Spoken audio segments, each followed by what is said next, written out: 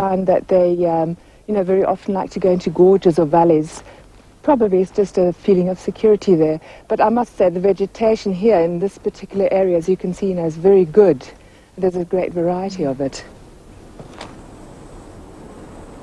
3 horas mais tarde, os elefantes foram finalmente descobertos. Com exceção de 1 ou 2 deles, o grupo estava a passar pelo sono da tarde. De tempos a tempos, acordavam, mudavam de posição lentamente e voltavam a adormecer. Marion tinha verificado que os elefantes dormitavam 2 vezes por dia, geralmente a meio da manhã e, de novo, a meio da tarde.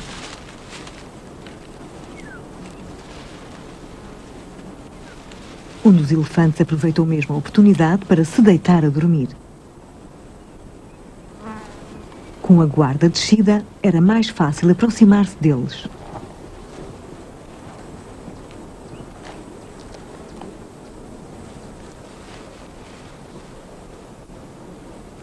Estudando a hierarquia dominante dentro do grupo, Marion verificou que a fêmea chamada Celeste assumiu o papel de matriarca, não sendo embora o animal mais velho nem maior. Parecia ser ela a emitir a maior parte dos sons baixos que Marion conseguia ouvir. O grupo respondia a esses sons.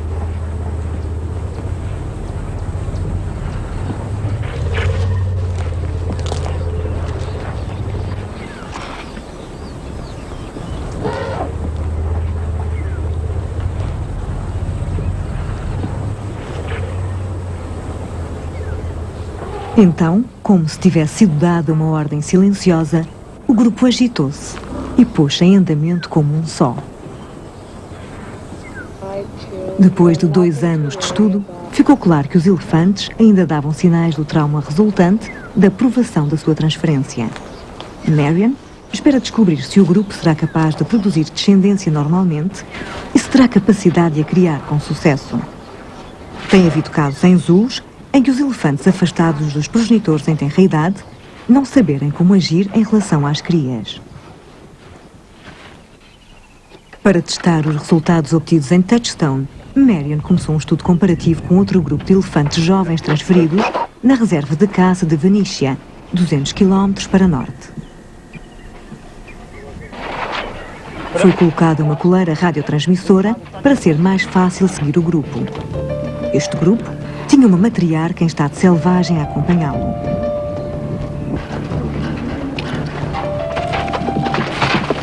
Quando foram libertados uma semana mais tarde, Marion dispôs-se a segui-los. A diferença entre os 2 grupos era espantosa. Com a matriarca a guiá-los, os elefantes jovens acostumaram-se muito mais rapidamente ao seu novo meio. A aglomeração, uma característica permanente do grupo de Touchstone, não se verificava aqui. Marion recomendou que todas as posteriores transferências se fizessem com um adulto no grupo.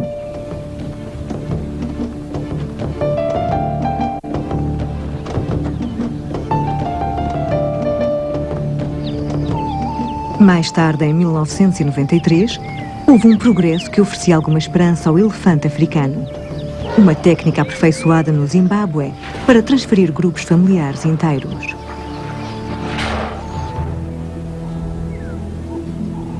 Madikwe, uma nova reserva de caça que estava a ser criada na fronteira entre Botsuana e a África do Sul, encomendou 120 elefantes e, assim, teve início a maior transferência de elefantes em África.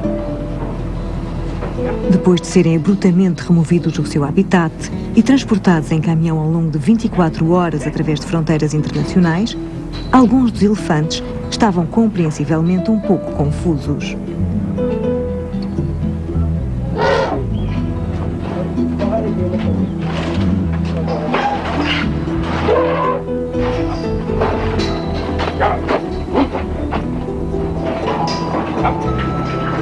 Mas com exceção de alguns pequenos atrasos, durante as 6 semanas seguintes, chegaram caminhões carregados de elefantes, uns atrás dos outros.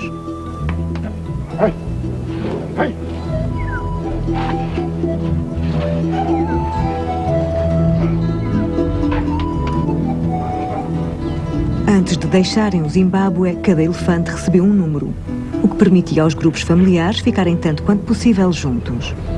Rodeados pelos seus sistemas de suporte, Alguns elefantes jovens sentiam-se suficientemente fortes para mostrar aos guardas o que pensavam do tratamento que recebiam. Outros, embora ousados ao princípio, tentavam esconder-se do novo mundo à sua volta.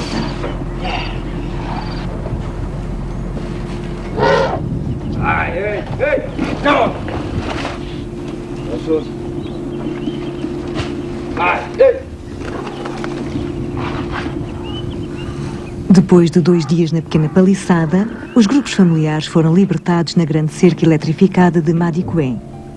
A reserva está rodeada por uma rede eletrificada, pelo que era importante os elefantes acostumarem-se a ela. Se não fosse eletrificada, eles podiam derrubá-la e fugir. De início, ao serem libertados na cerca, as famílias mantinham-se muito juntas. As fêmeas estavam sempre perto das respectivas crias, nunca as perdendo de vista.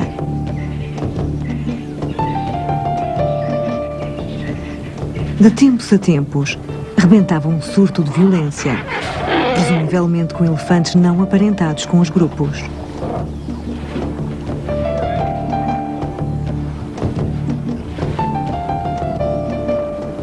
Os elefantes não levaram muito tempo a acostumarem-se e a sentirem-se confortáveis. Quando os tratadores estavam seguros de que os elefantes tinham acostumado à cerca eletrificada, foram libertados na reserva. Curiosamente, o instinto dos elefantes encaminhou-os para o lado da reserva mais perto do Zimbábue. Ao descobrirem a cerca eletrificada, voltavam para trás. E hoje, Madiqué tem uma população saudável de mais de 220 elefantes.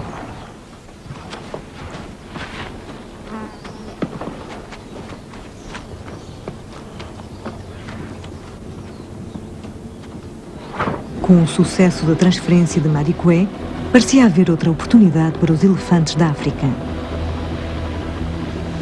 No ano seguinte, estavam a ser transferidos elefantes para todas as áreas disponíveis na África Austral.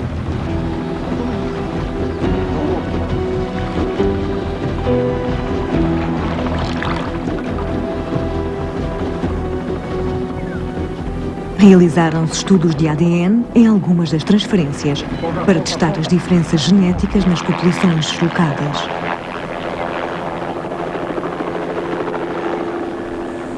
Em breve, todos os que podiam ter elefantes tinham-nos. As novas populações cresceram e, passado pouco tempo, os donos das reservas privadas estavam a vender elefantes uns aos outros. Então, precisamente quando todos pensavam que o assunto dos elefantes estava ultrapassado, surgiu um problema familiar. As populações de algumas das reservas privadas tinham alcançado a sua máxima capacidade.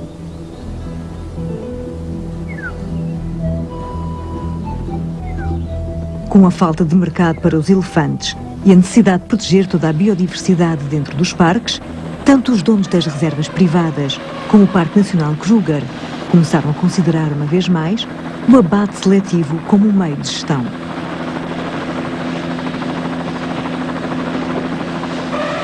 Para o maior mamífero do continente africano, a roda dera uma volta completa. Mas agora que as técnicas de transferência foram aperfeiçoadas, há pelo menos uma solução para o caso da situação dos elefantes em África se tornar crítica.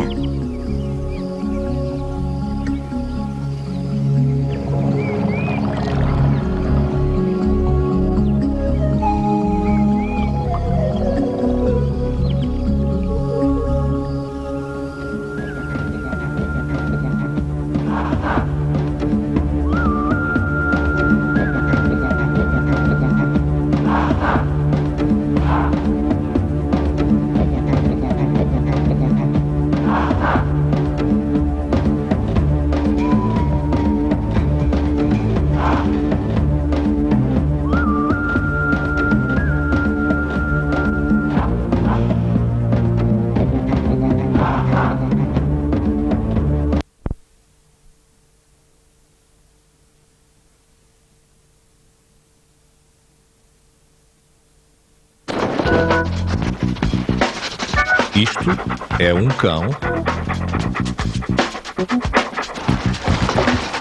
a meter o focinho em todas as áreas do universo humano.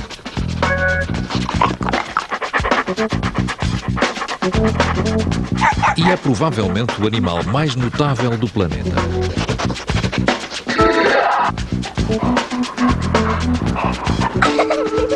Admira-se? É natural.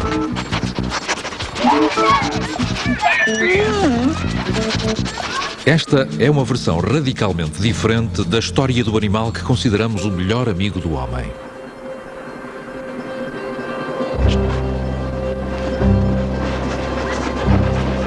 O que será que dá ao cão um caráter tão especial? Para começar, existe quase em todos os locais onde vivemos. Existe numa enorme variedade de formas e dimensões. E merece bem o título de mamífero mais variado que jamais existiu.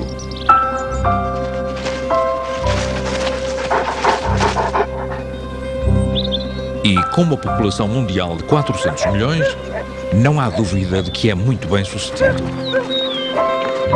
Mas o que realmente o distingue é a sua relação connosco.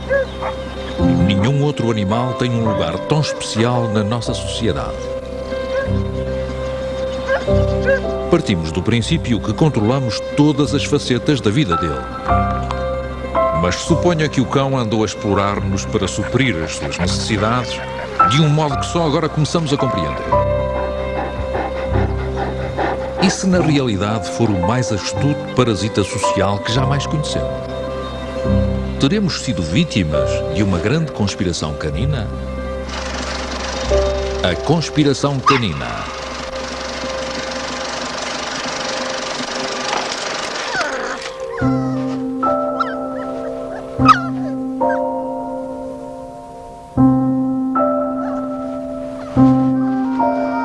Mas como é que podemos chamar parasita a um animal como este? Um setter inglês chamado Spencer. Como pode ele explorar alguém? Pense duas vezes. Pode ser que se surpreenda. Quando chegarmos ao fim deste programa, vai perceber exatamente aquilo de que ele é capaz. A verdade é que o Spencer herdou dos antepassados dotes altamente eficazes. Os lobos.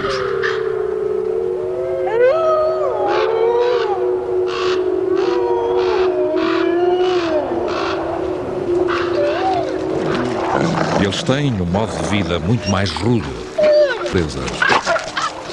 Mas um modo de vida cooperativo pode ter um preço elevado, vida inteira, para conseguir subir na hierarquia social. Já que só o par de líderes de cada alcateia pode procriar.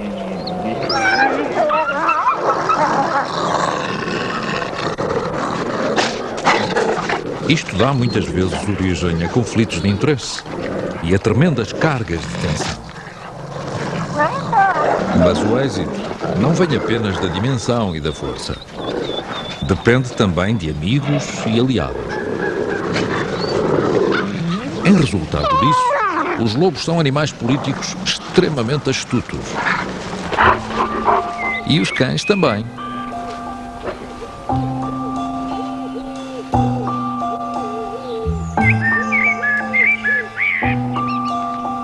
Ainda que para muitos cães a vida seja aparentemente despreocupada, de verdadeiras personagens felizes para sempre, encerradas num filme caseiro.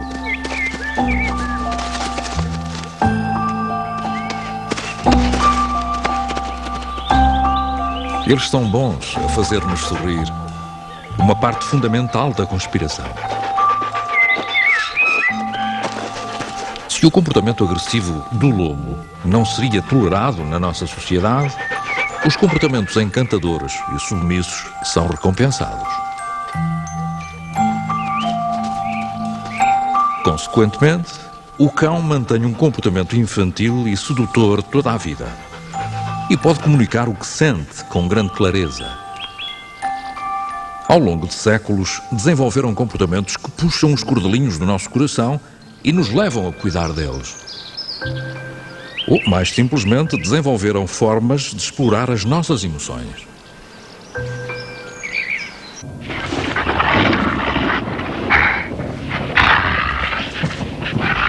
Então, como é que um lobo se transforma num cão? Tradicionalmente, partimos do princípio que os nossos antepassados domesticaram o lobo e que, ao longo dos séculos, se transformou no cão através de criação seletiva. Mas isso foi ao contrário. Isso foi o lobo que nos escolheu a nós. Ainda que hoje os seres humanos e os lobos se evitem, naturalmente, parece provável que há muito tempo, possivelmente há mais de 100 mil anos, um grupo de lobos tenha feito uma descoberta revolucionária. Ao ultrapassar o medo instintivo que tinham de nós, descobriram que era mais fácil recolher os restos dos nossos acampamentos do que caçar o alimento. É notável que um passo tão simples possa ter transformado um animal noutro. Mas este comportamento despoletou uma reação em cadeia que começou a transformar o lobo em cão, aproximando-nos. Para termos a prova viva desse processo, basta olharmos à nossa volta. Por todo o mundo há milhões de cães a viver nas margens da sociedade humana, recolhendo restos em torno das nossas casas e povoações. Embora seja tentador considerá-los animais abandonados e até ter pena deles, estes cães da aldeia são na realidade aquilo em que os lobos se transformaram. Sendo assim, como teve lugar essa derradeira modificação? Aparentemente, a resposta está estreitamente ligada à nossa própria história. Há cerca de 12 mil anos, a nossa espécie deu um salto decisivo quando aprendeu a cultivar a terra. O que torna a história realmente notável é que o cão deu esse salto connosco. A agricultura representou a sedentarização. Podíamos viver num só local pela primeira vez na história. Mas criou igualmente uma oportunidade para os cães, que passaram a atuar como equipas naturais de recolha de lixo em torno das nossas casas e aldeias. Estes cães habitam em Pemba, uma ilha ao largo da costa oriental africana. Por tradição cultural, este povo não é particularmente amável para os cães e não os trata como animais de estimação. E, no entanto, há cães por toda a parte. Porquê? Muito simplesmente porque estes cães se adaptaram a ser suficientemente encantadoras para não serem vítimas de perseguição constante.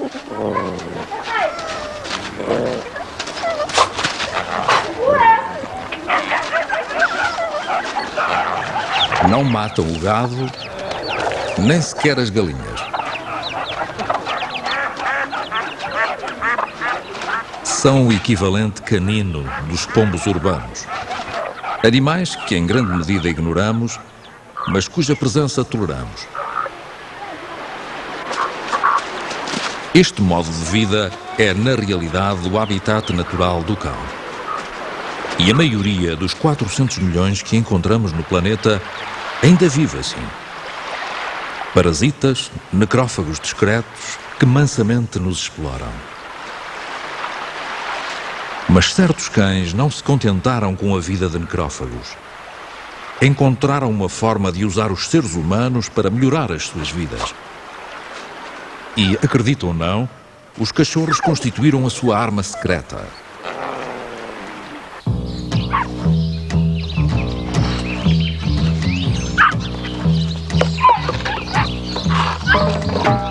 Mas despertar carinho é apenas parte da equação. Com 6 semanas de idade, a prioridade do Spencer é divertir-se o máximo possível com os irmãos. Mas o que não sabe é que este período é fundamental para ele. É entre as 4 e as 6 semanas que se dá a maior parte do crescimento e desenvolvimento do cérebro do cachorro. São lançados os alicerces da sua personalidade de adulto. Mas o que torna os cachorros tão especiais é que os cérebros em desenvolvimento podem adaptar-se a praticamente qualquer situação em que cresçam. Podem adotar quase qualquer ser humano ou animal como parente.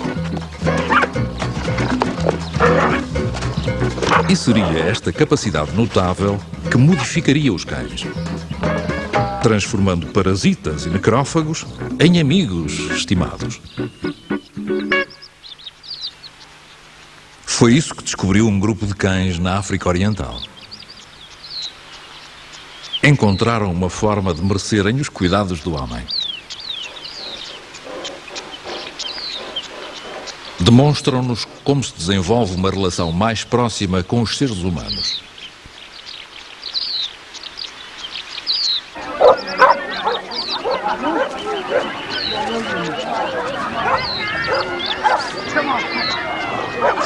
Este cão, o Chica, pertence a David.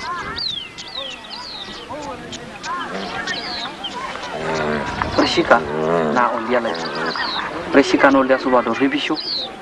Que ripian kan kawari. Kera urkono. Nera uluwara kerin. Nera onatinyo. Chica na kai kashushi shiko sarge. Okulle tedeganya otifa. Na ore Chica tangkata ore Chica tangkata eloto de show neme suji le kai tungani. Nano ka suji Chica nano ko be. Mehi le kai tungani pi. Os Maasai são criadores de gado e todos os dias levam os animais a pastar na savana.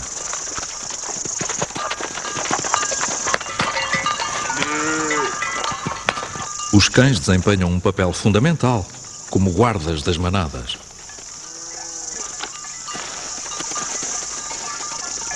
O que os torna particularmente interessantes é que os Maasai nunca treinam os cães. Os cães aprendem a guardar naturalmente. Tudo depende do que lhes acontece quando são pequenos, tal como ao Spencer e aos irmãos. O cérebro dos cachorros Maasai desenvolve-se exatamente da mesma maneira e na mesma idade. A diferença é que os cachorros aqui nascidos desenvolvem-se neste ambiente específico. Adaptam-se às exigências desta gente e do seu gado. Consequentemente, quando os cães crescem, consideram os seres humanos e o gado como sua família e alertam-nos para o perigo, ainda que por vezes não cheguem para as encomendas.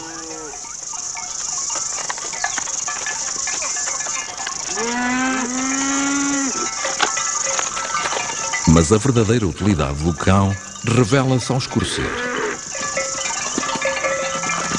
Ao fim do dia, as manadas regressam às aldeias fortificadas. As maniatas têm esta construção para fazer frente aos grandes predadores. Quando os aldeãos se descontraem à volta da fogueira, contam com os sentidos apurados do cão para os alertar para o menor perigo. E de facto os cães atuam como um sistema de alerta rápido e ladram ao sentir a ameaça das hienas.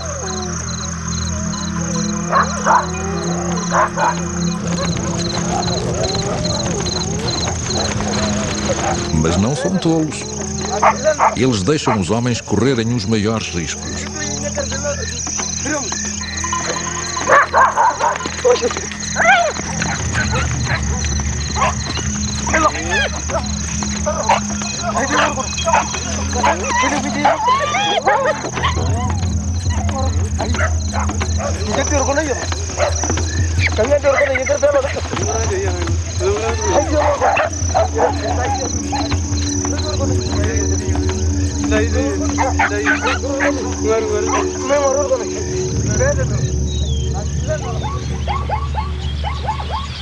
Embora o exemplo dos Maasai nos mostre como os cães se adaptam naturalmente, tornando-se úteis aos seres humanos e recebendo em troca mais alimento e proteção, a história do cão não fica completa sem reconhecermos o papel que nós próprios desempenhamos.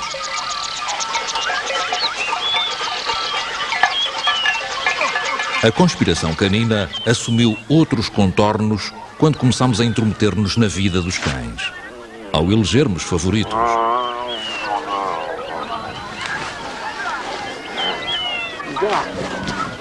Parece uma atitude muito simples e natural. Mas ao recompensarmos determinado cão com alimento e abrigo pela sua aparência ou então pelo seu comportamento, estamos a dar-lhe automaticamente uma vantagem sobre a concorrência. E sem termos consciência disso, podemos despoltar uma explosão de evolução canina.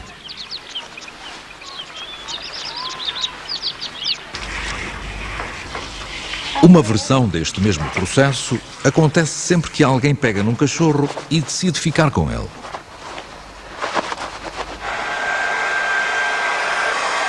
Hoje é o grande dia para o Spencer. Foi eleito o favorito da família Brooks e tem de abandonar o lar. Come on in. Hi. Come on, push your way through. Push your way through. Push this rubber. O Spencer vai ter de adaptar-se a novas regras e criar laços com uma nova família. As lições que aprender nas próximas semanas determinarão o seu comportamento e personalidade para o resto da vida. On the ground.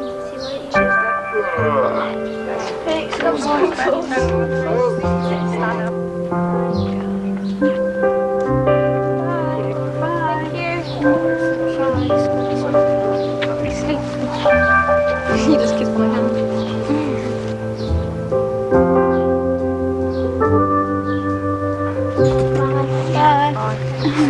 Bye. Be a good boy, man. Be a good boy. O que passará pela cabeça da mãe ao vê-lo partir? Mas não tem que preocupar-se, porque o Spencer foi talhado para isto. Usará todos os encantos de cachorro para obter exatamente o que necessita dos seus novos seres humanos. Daqui a pouco veremos o resultado.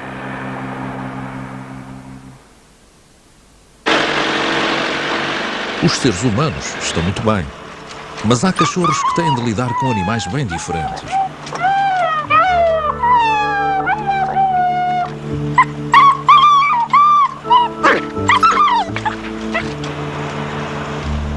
Este pequenote vai ajudar a salvar as chitas na Namíbia, embora por enquanto se mostre muito triste com essa ideia.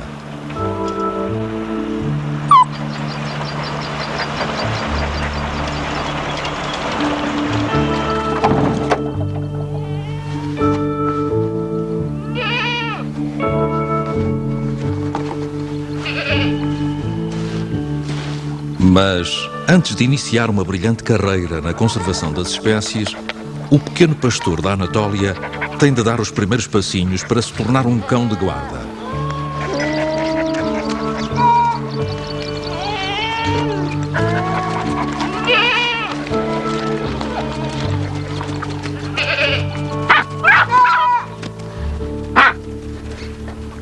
Significa que tem de aprender a aceitar as vicissitudes da existência e a rejeição de uma clientela mal-humorada.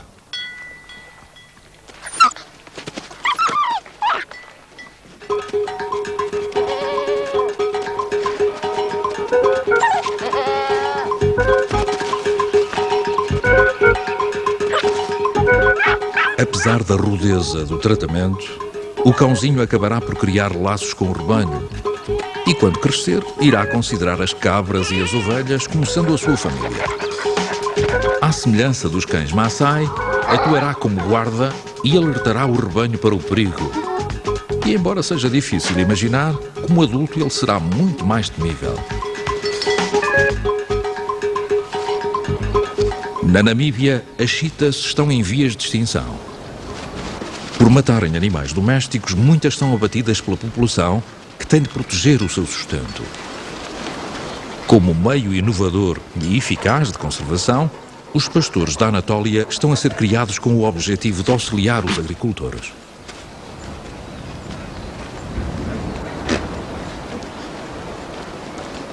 Os seus antepassados provêm de uma região que hoje faz parte da Turquia e provavelmente desenvolveram-se junto dos seres humanos, de forma muito semelhante à dos cães Maasai. A diferença é que, neste caso, os seres humanos tiveram um papel mais direto no seu desenvolvimento. Foram especialmente criados como guardas de rebanhos e mostraram-se muito capazes.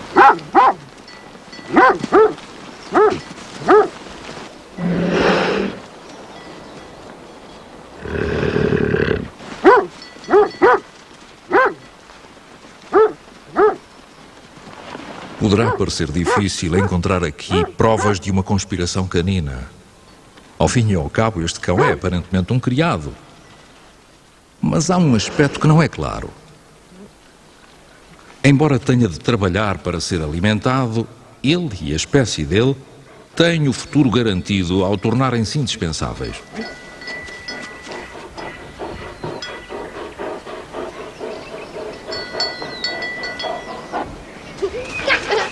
No entanto, por agora, é difícil perceber como é que o Spencer poderá vir a ser útil. Só parece interessado em divertir-se.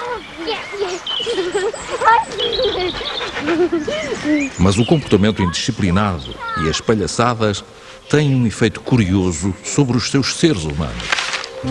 Tais comportamentos levam a família a criar laços com ele. O Spencer usa uma aparência encantadora e truques infantis para se tornar indispensável. De travessura em travessura, vai conquistando afeto. Mas, sejamos justos, este é um período complicado para ele. Tem de enfrentar a crise de identidade de ser um cão juvenil num mundo humano.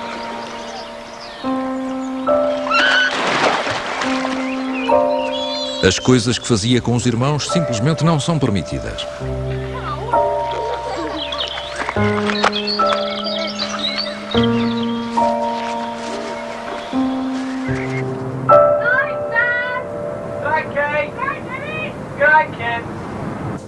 O pior de tudo é que tem de dormir sozinho.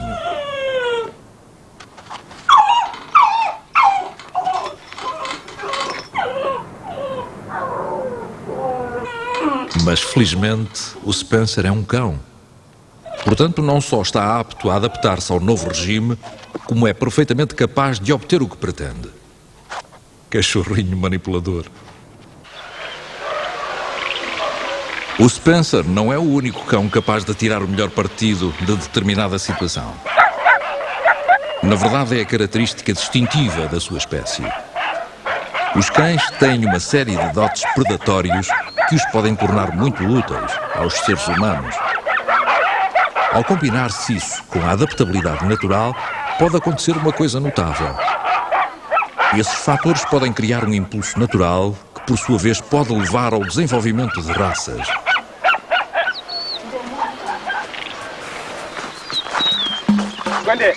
Em Pemba, um grupo de cães descobriu que a aliança com os seres humanos e a especialização numa tarefa lhes proporciona uma vida mais fácil.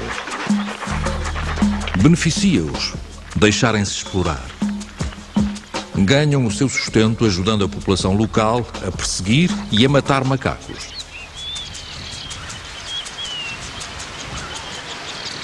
Se para nós estes macacos de Vervet são encantadores, para os agricultores de Pemba podem ser pragas devastadoras, destruindo colheitas e roubando alimentos. Para manter a população de símios sob controlo, as aldeias pagam a caçadores de macacos que têm cães especializados. Os antepassados destes cães de caça aos macacos eram cães da aldeia que cresceram entre os caçadores. Devem a sua origem ao tal velho princípio de as pessoas elegerem favoritos. Mas estes cães não são eleitos por serem encantadores. São escolhidos pela sua capacidade de apanhar e matar os macacos.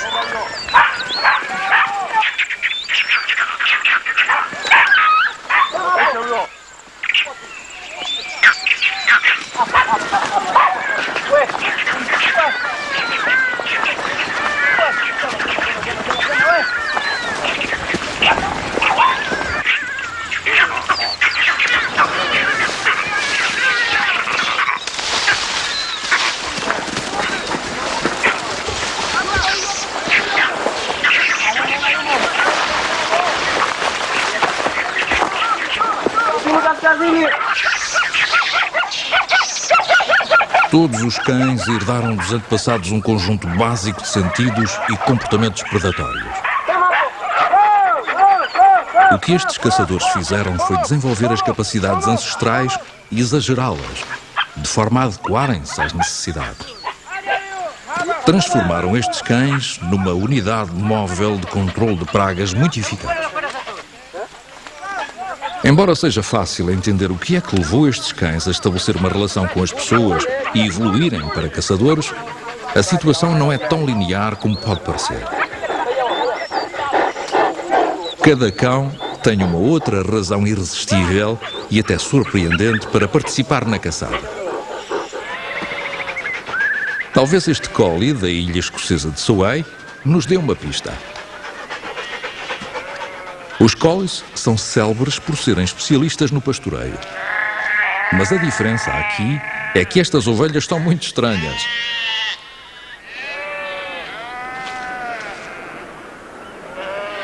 Para começar, as ovelhas de Souay gostam de algas. E são muito difíceis de reunir. Mas mais determinante do que isso, não têm o instinto de rebanho de outras raças. Portanto, quando se assustam, dispersam como veados ou antílopes.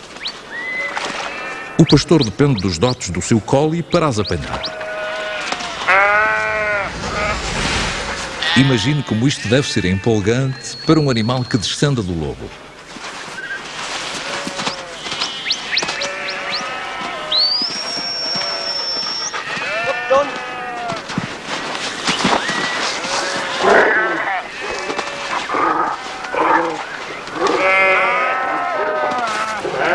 Mas há uma diferença fundamental.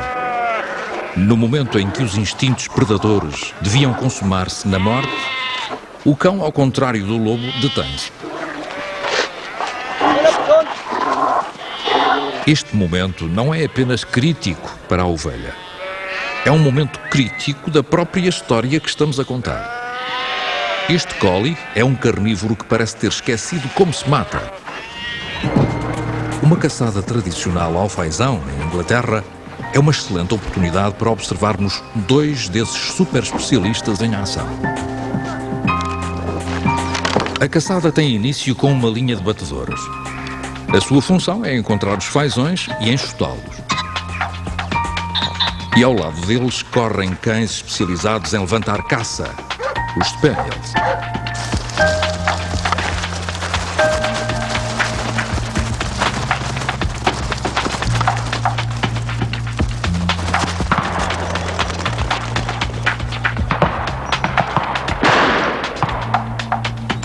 São conhecidos por cães de tiro.